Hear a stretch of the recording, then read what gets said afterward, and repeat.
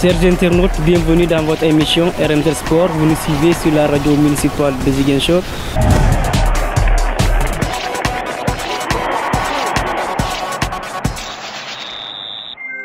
Bonjour et bienvenue sur votre radio municipale RMZ TV. Il est l'heure de votre émission RMZ Sport. Aujourd'hui, nous avons le plaisir de recevoir M. Atanas Tendem, ancien coach du Casa Sport, en même temps le propriétaire de Adjamat Foot, une école de football ici au niveau de la région de Ziguinchor. Bonjour M. Tendem et merci d'avoir accepté notre invitation. Bonjour à vous, bonjour, et permettez-moi d'emblée de vous remercier et surtout de dire bonjour à vos auditeurs et téléspectateurs de RMZ TV. Voilà, c'est vraiment un honneur d'être ici avec vous aujourd'hui. Ouais, c'est à nous aussi de vous remercier. Dites-nous qui est Atanas Tendem pour ceux qui ne le connaissent pas. Bon, Atanas Tendem, c'est un garçon qui est né ici à Ziguinchor, particulièrement dans le quartier Koloban de Ziguinchor. Je suis né ici, j'ai grandi ici dans les années 70. Voilà. Dites-nous, avant d'atterrir au Casa Sport, vous avez joué un peu dans certains... Bon, naturellement, comme tout jeune Sénégalais, c'est déjà le football des rues, dans le quartier, les Navetanes. Donc mon quartier Koloban est connu pour la grande ASC Viking. Et voilà, c'est là où j'ai vraiment fait mes premiers pas en cadet, en senior, avant de rejoindre le Casa Sport. Après, vous avez joué avec le Casa Sport. Dites-nous comment ça s'est passé. Bon, avec le Casa Sport, c'est déjà... tout est parti de mes performances au niveau des Navetanes.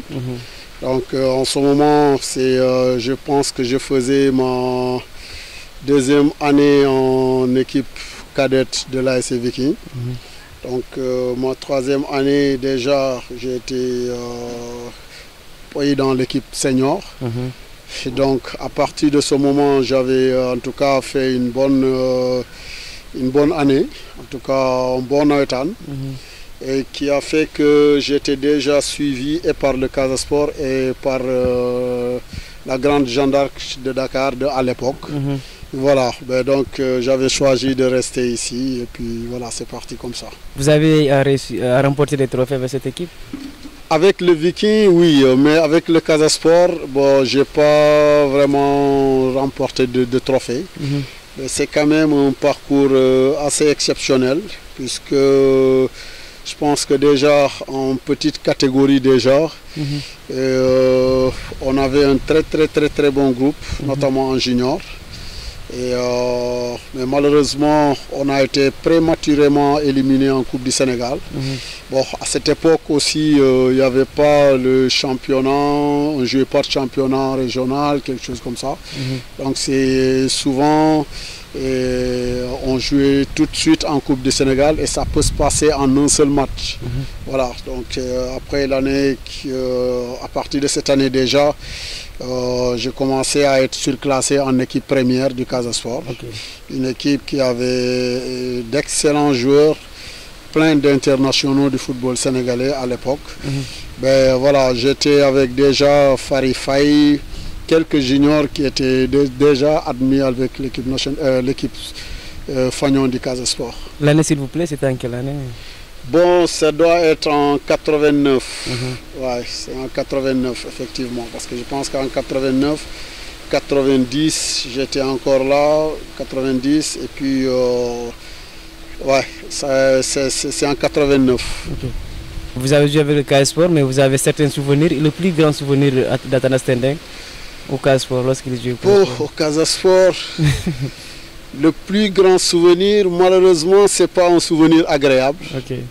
Je pense que c'est des moments que j'ai jamais pu oublier, puisque c'est des moments qui peuvent même tracer l'historique du Casa Sport, compte tenu de tous les efforts, compte tenu de... en tout cas de sa position géographique et tout, toutes les peines que le Casa Sport rencontre dans ce championnat sénégalais, je pense que ce souvenir que j'ai gardé peut résumer un peu tout ça. Je me rappelle, on avait un très grand match à l'époque.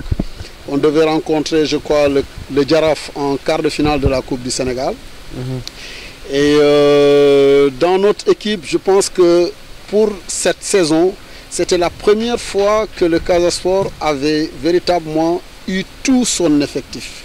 Et dans cet effectif, on avait à peu près 13 internationaux.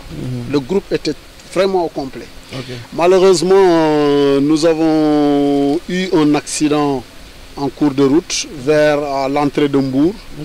Bon, nous rendons grâce à Dieu parce qu'il y avait plus de peur que de mal, puisque la voiture avait à l'époque avec les cars Ndiaga Ndiaye, ce n'est pas comme aujourd'hui. La voiture a fait tonneau. Je crois qu'il nous a projeté vers un petit pont aux environs. Et en tout cas, quand tu revois l'accident et qu'on te dit qu'il n'y avait pas de mort dedans, c'était voilà. Donc il y avait quand même beaucoup de blessés. On a été évacué à l'hôpital de Mbour, où on a été pris en charge. Et ainsi le match n'a pas pu avoir lieu. Déjà, quand on pense aux conséquences et à tous ces sacrifices que le Casa met sur cette route, on peut comprendre vraiment et saluer tous les efforts que le Casa Sport fait aujourd'hui pour se mettre et se maintenir à ce niveau. Pour te dire que ce n'est pas toujours évident. Il faut toujours ébranler ces milliers de kilomètres pour rallier l'autre partie du Sénégal. Ce n'est toujours pas évident pour les sportifs du Casa Sport. Hormis le Casa Sport, vous avez joué avec certains clubs? Bon, ici au Sénégal, non, malgré le fait que j'ai été très sollicité, mais je n'ai jamais souhaité quitter le Casa Sport. Et après, les seuls clubs que j'ai eu à faire, c'était un peu à l'extérieur. La première année, j'étais en Tunisie, de 94, disons, en 98. Après, j'ai transité un peu au Koweït pour les raisons de la Ligue des champions, des clubs champions arabes. Ensuite, j'ai prolongé en Malaisie avant de revenir en Tunisie et pour revenir sur le Sénégal. Ça a été une belle expérience en Tunisie? Oui, ça a été une belle expérience. Je pense que c'était l'époque où les clubs maghrébiens, en tout cas, commençaient définitivement à se lancer dans le professionnalisme. Donc ils avaient déjà deux grands clubs qui sont l'Espérance et puis le club africain. Voilà, donc il y avait des clubs qui suivaient comme l'Étoile de Sousse, équipe dans laquelle j'étais déjà. Et Hammam Lif, donc d'autres équipes qui commençaient à emboîter le pas à l'expérience. Donc c'est des clubs qui commençaient à chercher des internationaux africains un peu partout. Et voilà. Après cette aventure, vous avez joué avec l'équipe du Sénégal en 1994 lors de la CAN. Parlez-nous de cette époque. Oui, disons la CAN 94, oh, quel souvenir. Bon, de toute façon, c'était un aboutissement aussi d'un long travail, puisque j'étais déjà, depuis 89, j'étais déjà en sélection des petites catégories. Donc j'ai fait toutes les catégories, U17, U20. Et en 92 déjà, j'étais U20, mais j'étais l'un des rares joueurs U20 à rejoindre la sélection A. Donc je pense à l'époque on était avec les Victor Diagne, les Alimal, il y avait une très bonne génération qui était déjà avec l'équipe nationale A à l'époque avec les Jules Bocandé et autres. Voilà, donc on a fait la campagne 92 et on était les plus jeunes du groupe, donc ça nous a servi de beaucoup d'expérience. Malheureusement, la CAN 92 n'a pas été ce que l'on attendait d'elle. Après, voilà, aux environs, nous avons eu la CAN 94. Et celle-là, j'étais un des acteurs principaux, puisque j'étais un titulaire, un cadre à part entière de cette équipe. Voilà. Donc c'est vrai que ça n'a pas été du tout facile. Et ensuite c'était un groupe très jeune avec beaucoup de joueurs locaux, parce que 80% du groupe qui était là, c'était des joueurs locaux. Donc on était juste encadré par, je pense, 5 ou 6 professionnels. Et c'est ce qui fait le charme de cette équipe. Mais on a eu à éliminer en quart de finale. Mais je pense que pour tout le parcours, je pense qu'il y a beaucoup de choses qu'on a appris, beaucoup de choses à retenir dans ce parcours. Vous étiez attaquant? Bon, j'étais milieu offensif. Ouais. Okay. J'étais le meneur de jeu de cette équipe. Voilà. Et vous gardez des bons souvenirs quand même, hein? C'était super. Bon, naturellement, parce que je pense que la CAN 94, c'était tout un processus. Parce que je pense que c'est un groupe qui est né de l'après-Sénégal 92. Le Sénégal était dans une phase de reconstruction. Donc c'est ce qui fait que déjà il y avait une bonne partie de professionnels tels que les Jules Bokandé, les Momodou Théou, les Omar Gueysen, les Thierno Youm. En tout cas, c'est une très belle époque. Il fallait maintenant remettre en place toute une équipe. Je pense que c'était même Bokandé et Boubacar Sarr Lokot qui étaient là lors de la CAN 94. Mais avant qu'ils soient là, je pense qu'on a fait l'étape déjà de les Peter Schniger et autres. Et il y a un autre Karl-Heinz Weigen, je crois, un Allemand. Et on a eu à traverser déjà le processus du tournoi Amical Cabral 2 fois. Et puis la Coupe de la CEDEAO qu'on a joué en Côte d'Ivoire. On a été battu en finale. Et après, on a enchaîné pour la Coupe d'Afrique. Donc pendant toute cette période, on était en compétition. Donc on a joué 3 compétitions africaines. Et donc 3 finales, notamment 2 finales, une finale qu'on a remportée ici au Sénégal. La deuxième finale, on l'a perdue en Sierra Leone contre le pays organisateur. Et puis la troisième finale, c'était contre la Côte d'Ivoire, en Côte d'Ivoire aussi. Et aussitôt, après cette finale, nous avons prolongé la préparation pour aboutir à la CAN 94. Après 94, est-ce que vous avez avoir d'autres aventures avec cette équipe? Oui, après 94, j'ai eu encore une petite aventure avec l'équipe nationale.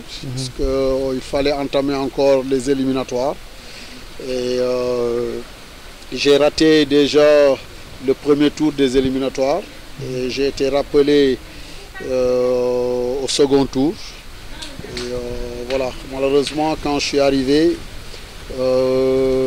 j'ai eu une blessure assez grave quand même à la cheville, qui a fait que dès que je suis rentré en club, j'ai mis du temps à me remettre. Et voilà, donc après j'ai quitté la Tunisie aussi pour rallier les autres clubs dont j'ai fait part tout de suite. Ok. Après cette belle époque avec l'équipe nationale du Sénégal, Atanas Tendeng, quand est-ce que vous avez décidé d'arrêter votre carrière professionnelle? Bon, arrêter, c'est en fait, j'ai décidé finalement d'arrêter en 98. En 98, quand je suis revenu en Tunisie, en fait, j'étais un peu déçu du comportement des dirigeants à l'époque, des dirigeants tunisiens bien sûr, puisque je me suis senti un peu lésé, parce que j'étais dans un club où je jouais vraiment les rôles majeurs, mais j'étais très suivi par de grands clubs. Notamment, j'ai plusieurs offres qui devaient me conduire en Suisse et en France. Et même au niveau local, au niveau de Tunisie, je pense que j'avais des contacts très avancés avec certains clubs comme le club africain et tout. Mais malheureusement, j'avais avec moi des dirigeants qui pensaient trop à eux. En fait, mon intérêt n'était pas mis en avant. Et du fait qu'ils demandaient des sommes exorbitantes qui décourageaient tout le temps le club. Donc j'avais compris qu'ils tenaient coûte que coûte à me garder avec eux. Et j'avais finalement décidé de juste plier les bagages et rentrer. Voilà, donc j'avais pris le risque de retourner au Sénégal. Et je pense que j'ai risqué même gros parce que je suis rentré tout en étant en sous-contrat. Voilà, donc il fallait faire quelque chose de toute façon. J'en avais vraiment marre de cette situation. Tu sais, le football, moi, j'ai toujours privilégié le plaisir. Le plaisir. De toute façon, je ne suis pas trop dans ce business à l'époque. Et que je n'ai jamais accepté le fait que ce sport soit dénaturalisé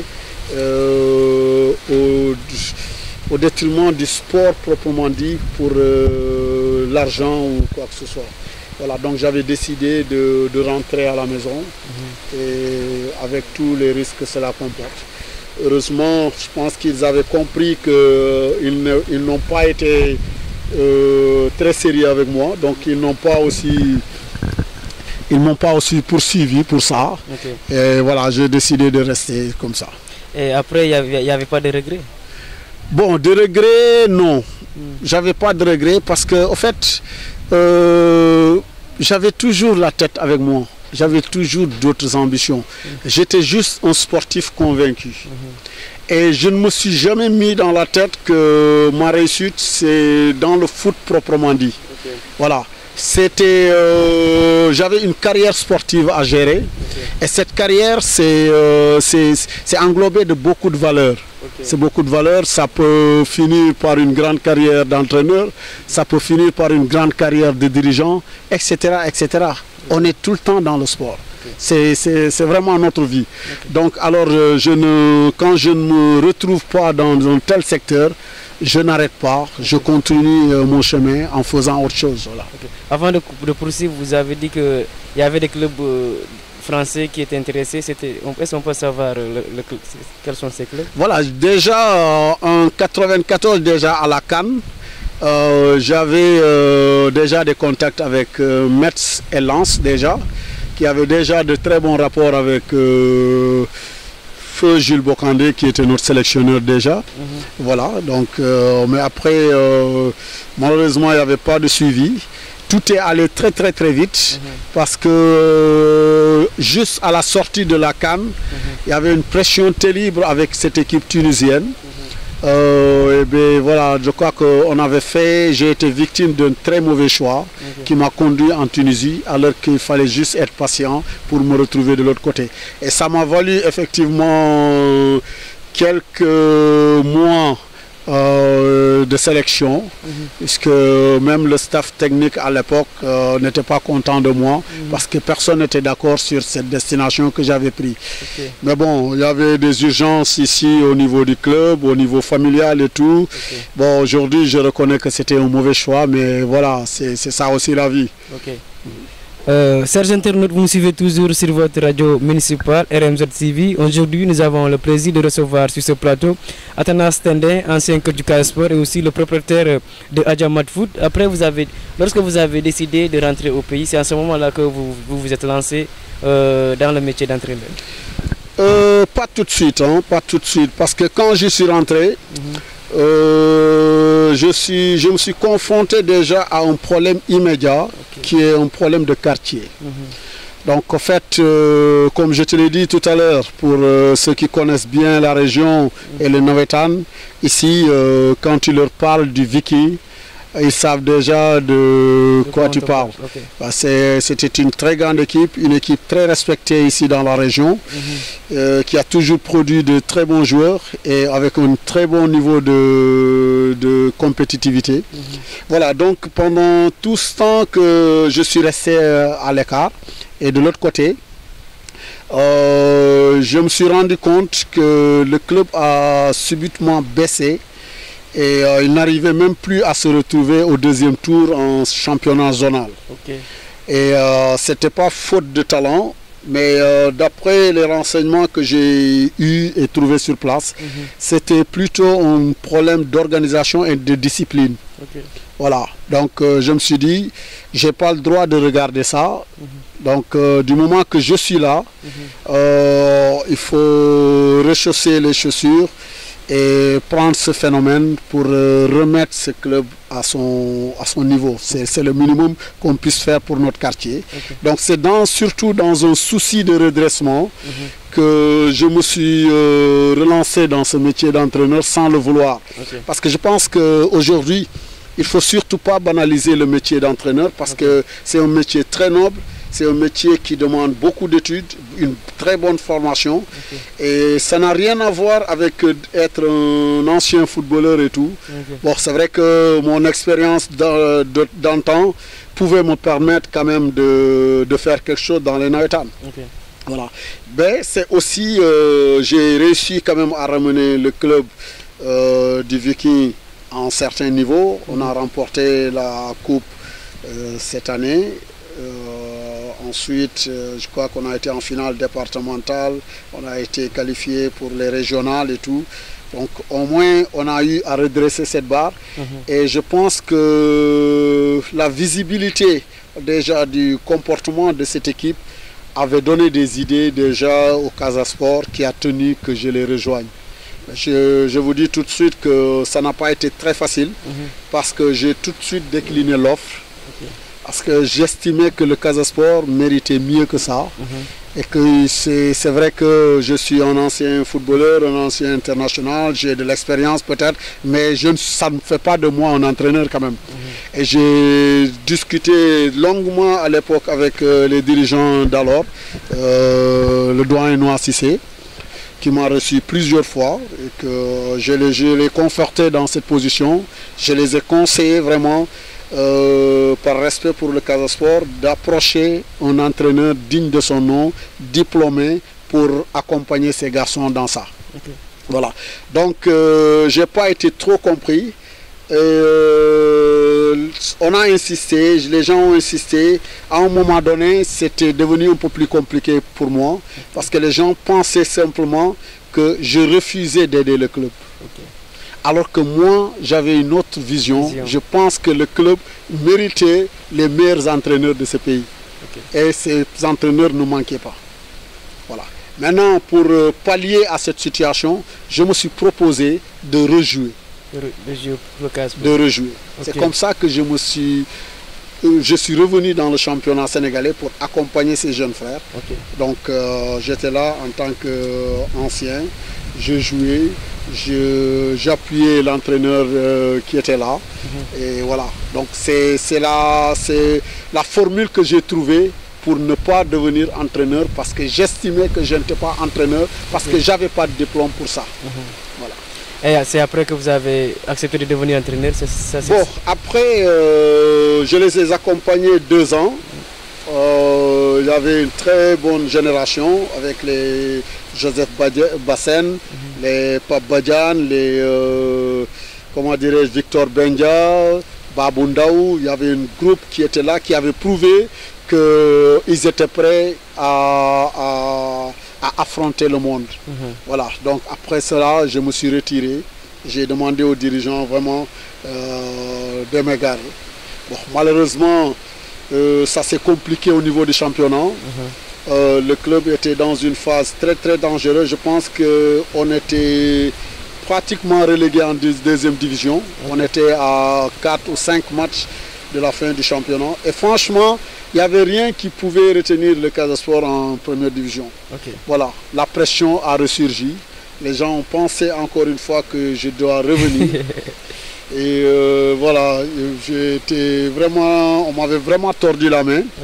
Mais c'était une situation aussi à laquelle je ne pouvais pas ne pas être sensible parce que je ne pouvais pas aussi regarder le club aller en deuxième division. Donc je n'étais pas le Messi, mais il fallait au moins faire quelque chose.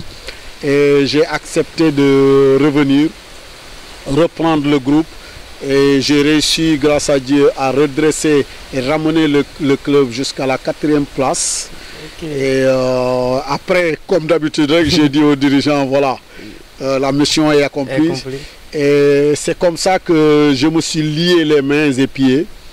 Et à partir de cette performance, le club ne jugeait pas vraiment nécessaire de me laisser partir. Il fallait vraiment renouveler le contrat pour devenir entraîneur titulaire. Vous êtes arrivé à la tête du Casa Sport en quelle année? Bon, c'était en 2006-2007, quelque chose comme ça. Voilà. Okay. Voilà. Donc, je pense qu'en 2007, j'ai repris le club en tant qu'entraîneur titulaire. Et c'est là où on a véritablement relancé le Casa Sport. Et c'était un championnat à 2 poules. On était champion de la poule A. Et je crois que de l'autre côté, il y avait le Jaraf. Après, il y avait le système des playoffs. Et on a réussi à ramener le Casa Sport en Afrique après 25 ans. 25. Après 25 ans.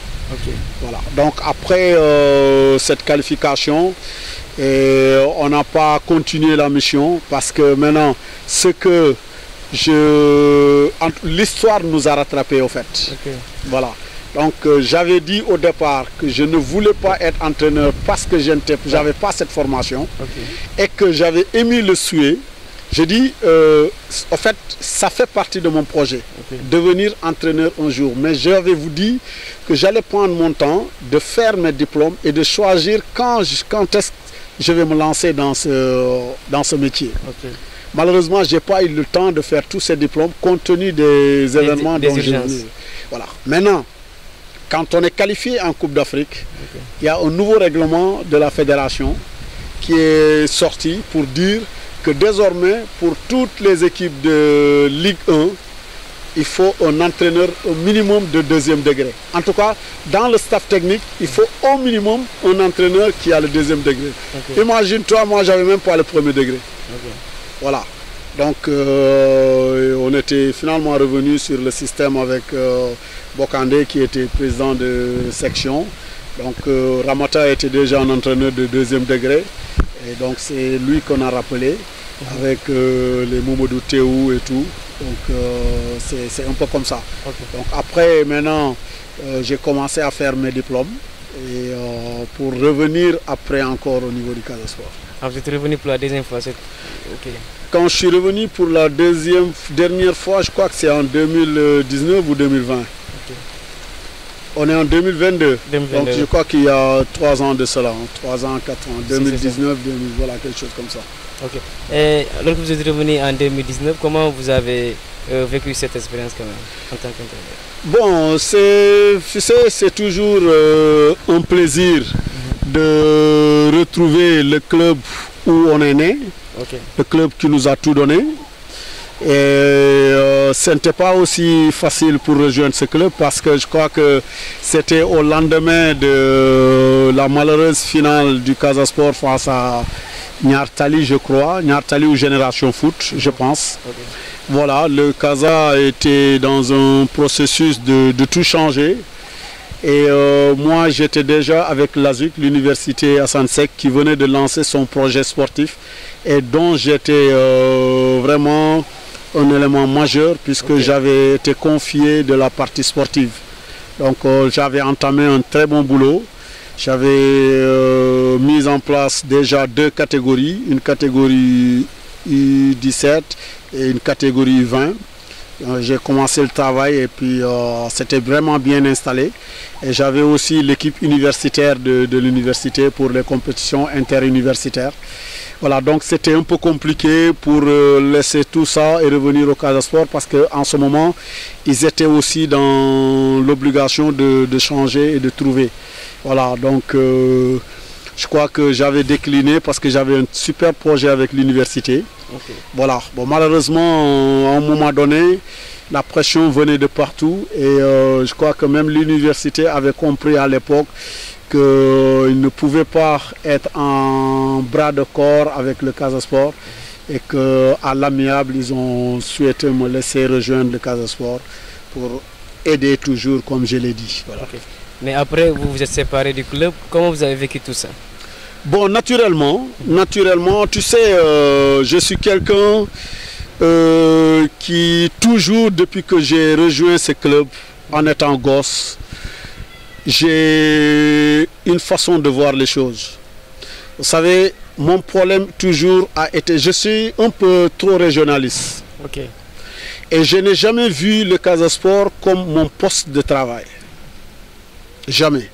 Et tu te remarques bien, toutes les fois que je suis revenu au Casa Sport, c'est par rapport à une situation d'urgence que je viens faire mon boulot. C'est-à-dire, au fait, je n'ai jamais attendu du Casa Sport un contrat ou être payé pour faire mon boulot. Okay. Aujourd'hui, si tu t'approches des dirigeants, ils peuvent te le dire. J'ai fait des années avec le Casa Sport, je ne connais même pas la couleur de mon contrat. Okay. Je me contente juste de ce qu'on me donne. Et mon problème, c'est que mes joueurs et le reste de mes encadrements soient vraiment dans les meilleures conditions. Que leur prime de match, que leur salaire qu'ils ont promis, que vraiment que le club respecte cela. Le reste, j'ai toujours cru que c'est à moi de donner au Casa Sport, pas au Casa Sport, parce que c'est un club qui nous a tout donné, qui si aujourd'hui on parle d'Atanas, je pense que c'est à cause du Casa Sport. Donc je ne peux pas vraiment prétendre demander quoi que ce soit au Casa Sport. C'est pourquoi quand j'arrive ici, c'est le sentiment d'un devoir accompli. Okay. Quand j'arrive au niveau du Casa Sport, c'est une question de devoir. Okay. Et quand ça passe, je regarde autre chose. Je ne discute pas quoi que ce soit. Je ne m'arrache pas de poste, ainsi de suite. Okay. Je vois toujours que c'est un devoir pour moi, quand le besoin se fait sentir, d'aller faire donner ma partition. Donc c'était facile pour moi de revenir dans ce club. C'était facile pour moi de partir parce que j'ai toujours dans la conscience d'avoir toujours donné du cœur, d'avoir travaillé sincèrement avec ce club et d'avoir surtout au fond de moi le souhait que le Casa soit dans de bonnes mains. Donc si je dois être à côté, si je dois sortir pour que quelqu'un qui vient faire mieux, je pense que c'est le souhait que j'ai pour notre région. Okay. Est-ce qu'aujourd'hui, si on fait à nouveau appel à Atanas Tende, on sait qu'il a d'autres projets qu'il déroule, est-ce que Atanas Tende va accepter de revenir? Non, en fait, je suis encore dans le Casa Sport. Okay. En fait, je n'ai jamais quitté le Casa Sport. Je ne suis plus entraîneur du Casa Sport. Et aujourd'hui, honnêtement, sur le plan purement sportif, le Casa n'a pas ce besoin d'entraîneur. Okay. Parce qu'aujourd'hui, le jeune Ansou, voilà, il est en train de faire son chemin. Et je crois que les résultats lui donnent raison. Et je ne vois pas cette urgence. Donc, normalement, cette question, on ne peut pas y arriver. Par contre, okay, dans le sport, c'est trop vaste. Il y a toujours quelque chose à faire. Et comme je te l'ai dit, aujourd'hui, je suis le secrétaire général des anciens du Casa Sport. Et nous sommes logés dans le comité directeur du Casa Sport. Nous sommes logés dans le siège du Casa Sport. Nous avons une commission sportive qui aide sur le plan sportif ce club. Donc on est de près ou de loin concerné pour ce qui se fait. Okay. Voilà. Ce n'est pas parce qu'aujourd'hui je ne suis pas entraîneur que je ne suis pas du Casa Sport. Mais par contre, je suis né sportif, j'ai de l'ambition, j'ai des projets. Voilà. Donc j'ai toujours refusé d'être bloqué par ce fait. Tu n'es pas entraîneur du Casa Sport, tu vas croiser les bras. Non, j'avais déjà des ambitions, des projets. Ce projet de centre, je l'ai... On va revenir. Voilà, merci. Voilà, je pense qu'il faut d'abord les tirer chapeau, les féliciter pour tout ce qu'ils sont en train de faire depuis pratiquement 2 ans. Je pense qu'ils sont déjà champions de la Coupe du Sénégal. Et là, ils sont en pole position pour ce championnat. Donc si tu vois, c'est une constance. C'est une constance. Maintenant, il ne faut toujours pas mettre en arrière les difficultés que le club rencontre par rapport aux autres clubs. C'est des voyages tous les 10-15 jours. Des fois même moins. Il arrive de jouer samedi et de rejoindre Dakar pour jouer mercredi, pour revenir jouer samedi à Ziguinchor. C'est infernal. On va nous dire qu'aujourd'hui, c'est vrai, ils ont un bon bus, et ainsi de suite. Ce n'est pas la même chose qu'avoir un avion. Ce n'est pas la même chose que le Jaraaf jouant avec Dakar Sacré-Cœur aujourd'hui, jouer avec Pikine demain, jouer avec ainsi de suite. Ils n'ont même pas besoin de se regrouper. Okay. Le Casa Sport, il te dépense énormément d'argent sans compter l'état physique au niveau de la fatigue, l'état mental et tout. Le Casa Sport joue sur tout ça et réussit à être aussi performant. Je pense qu'il faut approcher ce secteur pour comprendre vraiment que ces garçons et leur staff technique et les dirigeants méritent véritablement des félicitations et des encouragements. Maintenant, on sait qu'on peut toujours mieux faire. Il faut pas aussi se laisser aller par rapport à tous ces détails. C'est notre situation, il faut l'assumer, c'est notre position géographique qui nous l'impose. On n'a pas le choix et c'est à nous maintenant de nous organiser pour faire face à toutes ces difficultés et continuer à combattre. Est-ce que, d'après ce que vous avez vu cette année, est-ce qu'on peut s'attendre à voir le Casa Sport remporter un trophée, voire même le champion du Sénégal, être champion du Sénégal à la fin de la saison? Oui, je pense que les signaux nous amènent véritablement dans ce sens. La Coupe du Sénégal, on n'est pas encore lancé. On est déjà détentrice de cette coupe. Je connais déjà la mentalité du club. Je connais un peu la mentalité des sportifs. Et je sais qu'on va se donner corps et âme pour retenir ce beau trophée. Mais en championnat, je pense que aujourd'hui, si tu prends le classement et le parcours que ces garçons sont en train de faire, il n'y a pas de raison de ne pas y croire. C'est juste qu'on a perdu quelques points essentiels ici à Ziguinchor. Heureusement qu'on voyage assez bien et que tout dernièrement, on est en train de nous rattraper par rapport aux points perdus à Ziguinchor. Quand tu remarques que pratiquement c'est du 100% à Ziguinchor depuis quelques temps. Donc je pense que si nous continuons sur ce sens, continuer à s'accrocher à cette première, deuxième place, il y a de fortes raisons d'y arriver. Après votre aventure à la tête de l'équipe du Casa Sport, vous avez décidé de créer votre propre, je peux dire, école de football, c'est-à-dire Adjamat Foot Center. D'où est venue cette idée? Bon, comme je dis, l'idée de Adjamat, ce n'est pas lié à mon départ au Casa Sport. Le départ du Casa Sport a peut-être précipité, ou c'est peut-être a permis que le projet mûrisse. Parce que c'est un projet que j'avais déjà depuis que j'étais déjà dans le terrain en tant que joueur. Mais tu sais, comme on le dit, toute chose a son temps. Je me suis toujours posé cette question. Aujourd'hui, je suis footballeur, on m'appelle de partout et les gens comptent sur moi. Et demain, l'âge va me rattraper et forcément, je serai obligé de quitter le terrain. Est-ce qu'après, qu'est-ce qu'il faut faire pour continuer à être utile à ma région, à mon pays? Quand je ne deviendrai plus joueur, aujourd'hui je ne suis plus joueur. Est-ce que j'avais raison ou pas? C'est à vous de juger. Parce que je pouvais croiser les bras, aller faire quelque chose. Peut-être que je pense que j'avais plus l'âge de faire un métier. Mais j'avais déjà ce projet de me projeter après ma carrière de footballeur, de me reverser dans une formation. Voilà. Donc quand après ce processus avec le Casa Sport a pris fin il y a 3 ans, je me suis dit, écoute, je suis toujours dans la logique de mon projet. Parce que mon problème c'est quoi? Comme je t'ai dit tantôt, mon histoire avec le Casa Sport, ce n'est pas une histoire de quelqu'un en contrat avec un club. Non, c'était quelqu'un avec sa famille. Mon histoire avec le Casa Sport, c'est une histoire de famille. Donc, je me suis dit, je ne suis pas dans cette logique d'être là demain, demain non, aujourd'hui oui, demain non.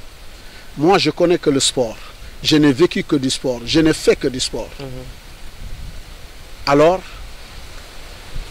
je me suis lancé définitivement dans cette idée que j'avais qui me permet de vivre mon sport parce que je serai là au quotidien avec mon sport, avec mes propres idées et ma propre organisation. Tu as compris? Voilà. Donc là, l'expérience que j'ai acquérie durant tout ce parcours, je suis maintenant dedans. Okay. Avec le Casa Sport, j'étais dedans, mais à un certain degré. Parce que là-bas, c'était pas moi qui pensais. C'était pas moi qui organisais. J'avais une certaine responsabilité de conduire une équipe qui est peut-être reposée sur certaines idées, ainsi de suite. Okay. Mais là, c'est moi qui conçois, c'est moi qui organise, c'est moi qui entraîne, ainsi de suite. Okay. Voilà. Donc vous êtes l'homme à tout faire à Diamant. Non, pas l'homme à tout faire, pas l'homme à tout faire, c'est une façon de parler. Okay. Parce que personnellement, je ne suis pas l'entraîneur en phare de ce centre. Okay. Mais quand je dis c'est moi qui conçois, c'est parce que déjà, tu es d'accord avec moi que c'est mon idée, oui, c'est mon projet, et je définis les voies et moyens, les organisations, et je les confie à des gens. Okay. Voilà. Donc c'est dans ce sens. Mais là-bas, chacun a sa responsabilité par rapport au secteur qu'on lui confie. Okay. Et ça n'empêche pas qu'on se retrouve pour des comptes rendus, ainsi de suite. Okay. J'ai un œil sur tout ce qui se fait.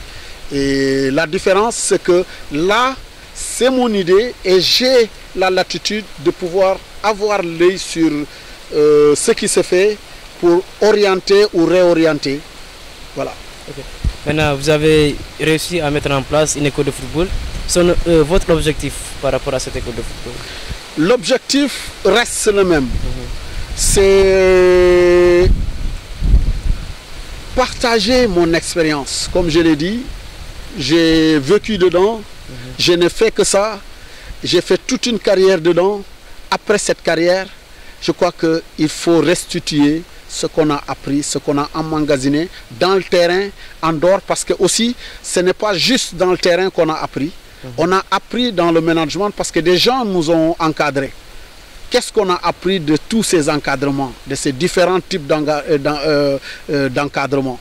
Donc on a vécu les galères ici, on a eu de bons moments dans les structures de l'équipe nationale, dans les structures étrangères, ainsi de suite. Donc on a des idées qu'on a vécues et qui nous permettent aujourd'hui de voir autre chose, de voir autrement et de pouvoir essayer de mettre quelque chose en place. Okay. Donc notre objectif aujourd'hui, c'est de pouvoir élargir ce qui se fait déjà, parce que je ne suis pas nouveau dedans, non, je ne suis pas le seul. Il y a des gens qui ont déjà commencé la formation à la base, toutes ces structures d'école de football que je salue au passage, c'est des gens qui ont toujours travaillé dans l'ombre et que j'encourage aujourd'hui. Et je viens juste aussi apporter ma pierre à l'édifice. Et notre objectif, c'est de former nos garçons, c'est de donner plus d'opportunités à nos garçons pour aussi embrasser une carrière meilleure et plus haute que la nôtre. Vous êtes à combien de catégories? Présentement, je suis à 4 catégories. J'ai une catégorie I13, une catégorie I15, une I17 et puis une catégorie I23. Okay. Maintenant, vous avez aussi un club. D'ailleurs, hier, vous avez joué avec le Casa Sport. Dites-nous comment se porte ce club. Excusez-moi. En fait, effectivement, dans cette même ordre d'idée, tu sais, quand on est un homme de terrain, il y a certaines choses, on ne se les pardonne pas. Okay. Parce qu'aujourd'hui, quand je pouvais rester tranquillement sur la base avec les U13, U15, je suis tranquille. Okay. Ça ne demande pas trop d'efforts, ça ne demande pas trop de finances, ainsi de suite. Mais bon, comme on a dit, l'idée c'est quoi? C'est de donner plus d'opportunités à nos jeunes. Okay. Donc je parle encore de la région. Okay. Voilà. Donc donner plus d'opportunités à ces jeunes, pour moi, c'est non seulement aller les chercher, les encadrer, mais les permettre de compétir. Parce que s'ils ne compétissent pas, ça va être compliqué. Ils ne sont pas visibles, ils ne se développent pas.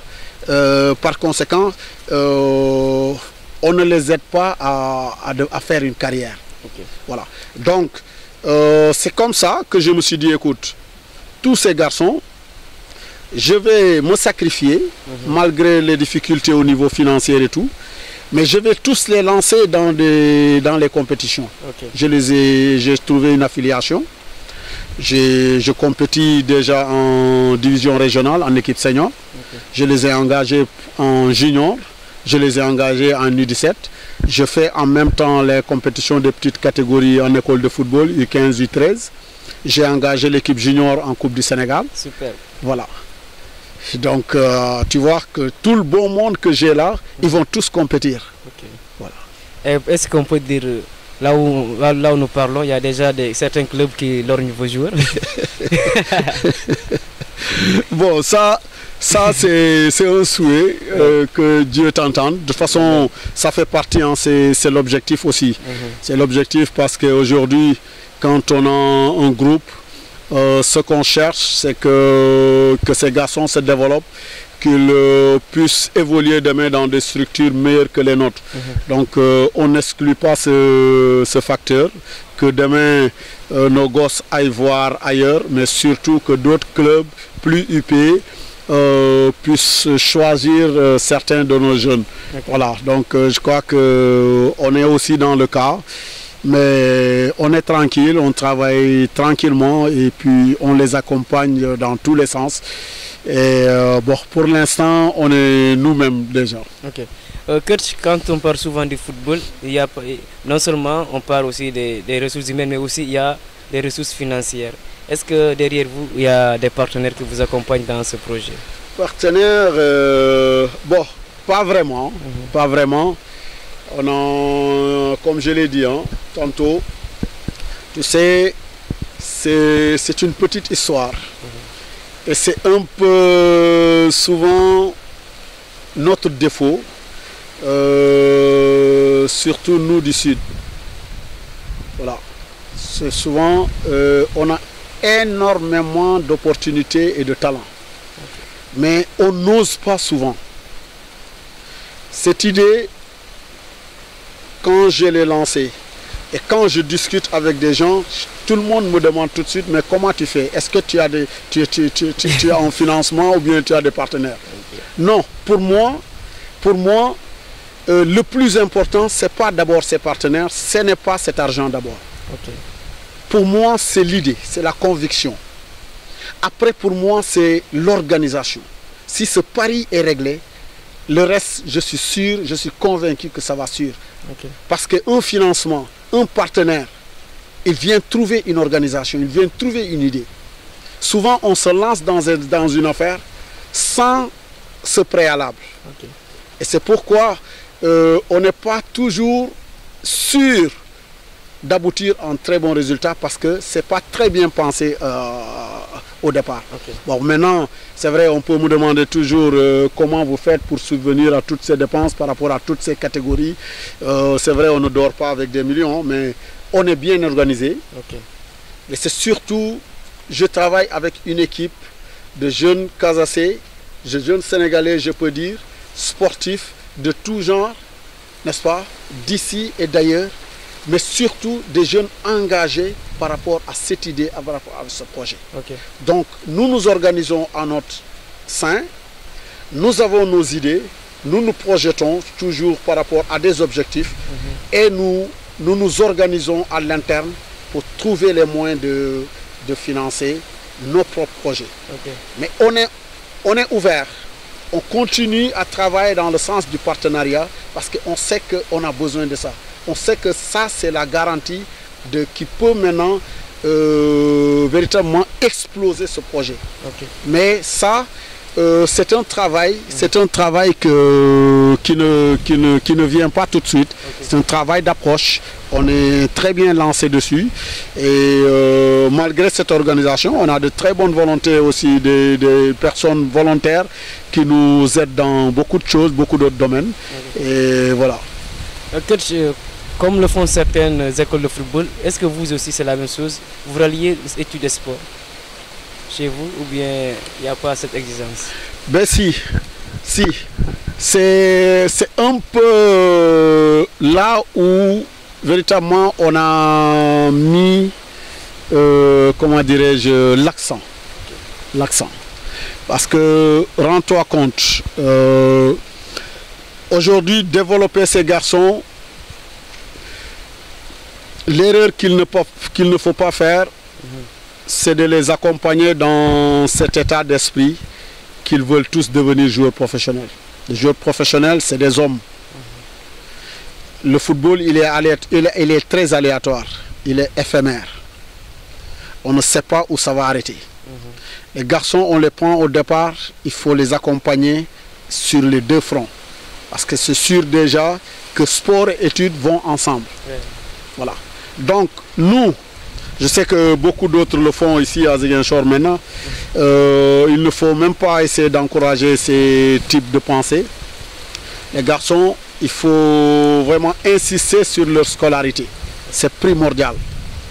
Parce que demain, ils vont faire face à leurs responsabilités, à la nation, au pays. N'est-ce pas? Donc aujourd'hui, s'ils négligent leurs études pour faire du sport et que demain ça ne marche pas, je crois que c'est un très grand échec pour nous. Voilà, c'est pourquoi nous lions cela. La pression, nous la mettons dans ce sens. Mais nous ne nous sommes pas arrêtés là parce que je pense que ça ne peut pas être juste un discours. Il faut maintenant trouver le mécanisme de les accompagner. C'est pourquoi tous ces garçons qu'on a, on s'organise pour les prendre en charge au niveau de leur fourniture. Les inscriptions, c'est nous qui les faisons aussi. Les tenues scolaires comme sportives, c'est nous qui les prenons en charge. Nous travaillons avec des instituteurs comme des professeurs pour les cours de renforcement. Tout ça à notre charge. On ne demande à aucun parent, aucun franc pour ça. Parce qu'on croit à ce projet et on pense que c'est notre devoir. Voilà. Au total, vous avez combien de jeunes avec vous? Là, nous sommes à peu près 70 gamins. C'est bien. Maintenant, on peut dire que l'avenir est prometteur chez vous. Est-ce qu'on peut s'attendre à voir demain des futurs Sadio Mané? Bon, Sadio Mané, aujourd'hui, c'est le rêve de tout le monde. C'est d'abord le premier rêve des garçons eux-mêmes. Voilà, maintenant, nous, on est dans une autre posture. Les organiser, les encadrer, essayer de les pousser à cet exemple Sadio Mané, parce que je crois que ça ne suffit pas juste de le voir à la télé et de voir toutes ses performances. Il faut les ramener vers l'état de sacrifice que ce garçon a eu à faire dans son parcours pour qu'il comprenne que ce n'est pas aussi facile que ça. Ce n'est pas juste le fait de savoir jouer au football. Voilà. Coach, transition est trouvée pour parler de l'équipe nationale du Sénégal, champion d'Afrique tout récemment. Est-ce que déjà, coach, vous avez vu cela avant que cela n'arrive? Bon, vu cela, on peut dire que c'est peut-être trop dit, mais y croire, oui. Oui, parce que je pense que aujourd'hui, le Sénégal a marqué un très grand pas. Et ce pas, je crois que beaucoup de gens ne se sont pas attardés. Parce que le Sénégal, au fait, en Afrique et même peut-être dans le monde, a toujours regorgé de super grands joueurs. Peut-être même les meilleurs en Afrique chaque année. Mais, en fait, c'est la première fois que nous réussissons à prendre les véritables décisions. Et le problème du Sénégal, ça n'a jamais été au niveau des joueurs. Ça n'a jamais été au niveau des entraîneurs. Ça a été toujours au niveau de l'encadrement. Parce que on avait toujours manqué de projets. Ou si on avait un projet, on ne se donnait pas le temps de le réaliser. On se précipitait sur tout. Parce que simplement, on avait sans doute les meilleurs joueurs chaque fois dans certains championnats, ainsi de suite, ainsi de suite. Mais ce n'était pas suffisant pour aborder de telles compétitions. Donc vous remarquerez qu'aujourd'hui, ce qui fait vraiment la différence, c'est sans doute, on va tirer chapeau à l'encadrement, on va tirer chapeau aux joueurs que nous avons, mais regardez tous les efforts de l'encadrement qui sont déployés depuis maintenant 6 à 7 ans. On est dans une constance, dans une logique qui ne pouvait nous mener véritablement vers quelque chose. Et donc je pense que pour moi, c'est là-bas d'abord qu'on a eu à gagner. Parce qu'on a démontré finalement qu'on a compris qu'il faut se donner le temps de bâtir, de se projeter vers quelque chose. Une fierté pour un ancien international comme vous? C'est véritablement une fierté pour, disons, tous les sportifs. Parce que quand on va dans ce trophée, je pense que tout le monde se retrouve. C'est vrai qu'en premier plan, nous qui avons foulé les terrains, nous qui avons porté le maillot, on va peut-être être au premier plan en termes de fierté, de satisfaction, puisqu'on a passé tout notre temps à courir derrière ce trophée. Aujourd'hui, Dieu merci, nos jeunes frères l'ont réalisé, mais c'est dans cette logique. Ok? Mais au-delà de ça, il y a toute cette population du Sénégal qui a toujours été déçue à chaque fois qu'il y croyait le plus. Ça n'aboutissait pas. Aujourd'hui, tu peux remarquer tout ce qui anime toute cette population après cette consécration. Donc je pense que nous rendons grâce à Dieu, mais nous tirons véritablement chapeau à cet encadrement, ces joueurs et surtout ces dirigeants. Coach, nous sommes déjà au Qatar, même s'il reste quelques mois. Nous sommes qualifiés pour le mondial 2022 au Qatar. Les chances du Sénégal? Bon, nos chances, je pense que déjà, il faut encore une fois féliciter tout le pays pour cette qualification déjà. Mais je pense que pour moi, je demande encore une fois, en tout cas si j'ai des conseils à lancer, c'est appeler tout le monde à rester dans la même logique. Dans la même logique. La même logique pour moi, c'est quoi? C'est que c'est une compétition. Chacun y va avec ses armes. Nous, déjà, nous avons fait un chemin. Et nous sommes champions d'Afrique aujourd'hui. Notre statut a changé. Nos problèmes deviennent encore plus grands. Nous sommes plus attendus. Nos matchs ne seront plus les mêmes qu'avant. Là, c'est pour retomber dans la Coupe d'Afrique prochaine, dans les éliminatoires. Bon, en Coupe du Monde maintenant, on a été toujours pris comme les petits poussés, comme tous les autres pays africains. Mais je crois que là, on a un coup à jouer. On a un coup à jouer. Pourquoi? Parce qu'aujourd'hui, si on met encore une fois l'accent sur l'organisation, comme je l'ai dit, ne pas, parce que les gens peuvent nous voir petits. Mais nous, comment nous regardons? Si nous nous regardons comme de véritables champions d'Afrique, nous nous donnons le respect que nous nous méritons nous-mêmes et nous nous organisons par rapport à ça, je pense qu'aujourd'hui, on a les joueurs qui peuvent valoir beaucoup de satisfaction parce que nos joueurs, l'équipe que nous avons aujourd'hui n'a rien à envahir, n'a rien à envier à beaucoup de sélections européennes comme américaines aujourd'hui, sud-américaines et ainsi de suite. Donc je pense que nous avons nos chances, il faut juste s'organiser et y croire et se donner à fond. Oui, avant de parler des qualifications pour la Coupe d'Afrique des Nations à venir en Côte d'Ivoire, un mot par rapport à Aliou Cissé qui était au début critiqué. Tout le monde était devenu entraîneur, des critiques par-ci par-là, même s'il y a des critiques qui l'ont permis aujourd'hui de réaliser ce rêve de tout un peuple. Quand même un mot par rapport à Aliou. Aliou, je pense que je vais commencer par lui tirer chapeau. Chapeau vraiment. Et lui féliciter, mais finir par l'encourager. Parce qu'il n'y a pas ce qu'il n'a pas entendu. Mais je pense qu'il y a là une très très belle leçon que aujourd'hui, si on prête attention, on peut tirer beaucoup de leçons sur sa façon de faire.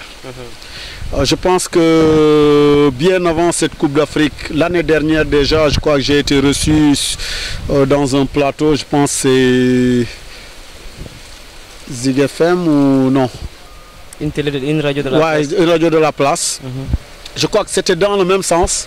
C'était au niveau des critiques, parce qu'à l'époque, le problème c'était quoi? L'équipe ne jouait pas bien, mais gagnait, ainsi de suite, ainsi de suite.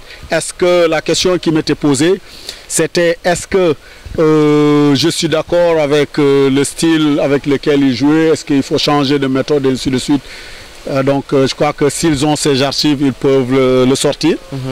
Je pense que je n'étais pas aussi d'avis sur ça, parce que je me suis dit, du moment que il joue et il gagne, moi je ne vois pas de raison de changer pour aller vers autre chose. Parce que c'est notre petite maladie.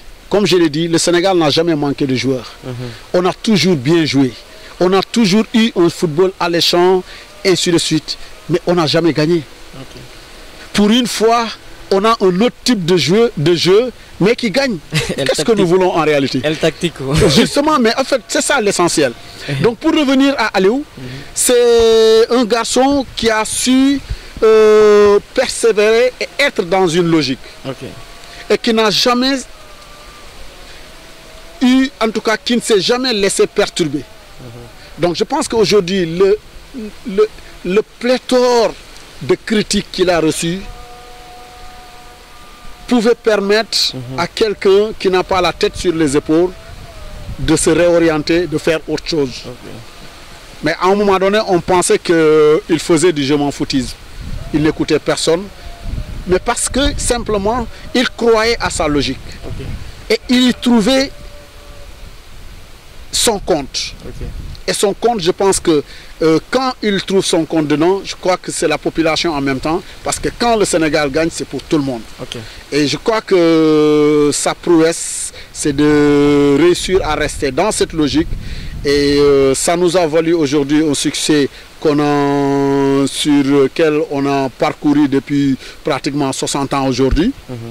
Et je pense qu'aujourd'hui, on a le bon bout. C'est à nous maintenant de faire les bonnes analyses. Coach, on a assisté la fois passée au tirage au sort pour les qualifications à la Coupe d'Afrique des Nations qui va se tenir en Côte d'Ivoire en 2023. Le Sénégal va rencontrer le Mozambique, le Bénin et le Rwanda. Est-ce que cette poule est jouable pour le Sénégal? Ouais, jouable oui. Jouable oui. Jouable aujourd'hui. Ne serait-ce que parce qu'on est champion d'Afrique. Ensuite, sans cette coupe, le groupe qu'on a. Mais en fait, il faut quand même toujours faire attention. Parce que, comme je viens de le dire tantôt, on n'est plus le Sénégal d'antan. Et aujourd'hui, nous sommes devenus, si je peux m'exprimer ainsi, une unité de mesure. Une unité de mesure, je vais m'exprimer. Aujourd'hui, tu peux te rendre compte que toutes les nations, et surtout les nations qui n'ont pas un certain vécu, comme les équipes que tu viens de citer là, tu te rends compte le plaisir qu'ils retrouvent à se mesurer avec le Sénégal. Cette source de motivation pour eux. C'est justement ça la complication. Et je pense qu'il ne faut pas qu'on tombe dans ce piège. Nous, on doit continuer à réfléchir grand, continuer à s'inspirer de tout le sérieux qu'on a toujours démontré depuis un certain temps. Et je pense que ce sérieux, cette rigueur et cette valorisation de notre potentiel va nous permettre maintenant de sortir très grand et plus facilement dans ce groupe. Bientôt ces temps-ci, on a vu pas mal de médias en parlent, Sadio Mané, Karim Benzema. Certains voient déjà que Sadio Mané comme futur ballon d'or France Football quand même. Bon, je pense que je pense qu'aujourd'hui c'est naturel, hein, c'est le débat. Et c'est normal, c'est logique, c'est prouvé dans le terrain parce que ces deux garçons aujourd'hui qui éblouissent vraiment tout le monde entier de par leur performance. Aujourd'hui, Sadio comme Benzema, franchement, il n'y a pas ce qu'il mérite pas. Voilà. Et je me dis aujourd'hui, mon problème, c'est que il faut toujours être optimiste, mais surtout réaliste dans ces positions. Ne pas surtout être... parce que quand je me range du côté, le fait que je suis juste sénégalais, je peux prendre part. Mais aujourd'hui, juger Sadio Mané, juger Benzema, c'est aussi facile que ça. Parce qu'il n'y a pas quelqu'un qui fait mieux qu'eux. Voilà. Et je pense qu'ils ont encore du chemin devant eux. Souhaitons le juste. Et le conseil que j'ai à lui donner, c'est d'oublier ce débat, de se concentrer sur ses performances, parce que le résultat, il est devant. Coach, merci d'avoir accepté notre invitation. Merci à vous.